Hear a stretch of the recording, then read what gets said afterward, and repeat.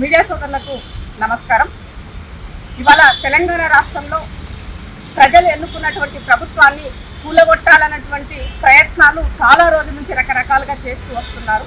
బహిరంగంగానే నిన్న దుబ్బాక ఎమ్మెల్యే కొత్త ప్రభాకర్ రెడ్డి గారు తను ఓపెన్ స్టేట్మెంట్ ఇవ్వడం జరిగింది. ఆ స్టేట్మెంట్కి సంబంధించి పైసలు ఇస్తాం, కాంగ్రెస్ ప్రభుత్వాన్ని పడగొట్టండి అని చెప్పేసి రియల్టర్లు అలాగే పారిశ్రామికవేత్తలు మమ్మల్ని అడుగుతున్నారు.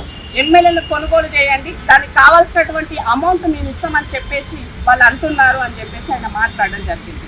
సో ఇవాళ ప్రజలతో ఎన్నుకున్నటువంటి ప్రభుత్వాన్ని కూలగొట్టే నైతిక హక్కు మీకు ఎక్కడిది? రాజ్యాంగాన్ని కూలి చేసేటువంటి హక్కు మీకు ఎక్కడిది అని అడుగుతున్నాం. ఇది పూర్తిగా రాజ్యాంగ విరుద్ధంగా చేసినటువంటి మాటలు కాబట్టి ఇవాళ కాంగ్రెస్ పార్టీ పూర్తిగా ఖండిస్తుంది. దానిలో భాగంగానే నేను డీజీపీ గారిని కలవడం జరిగింది.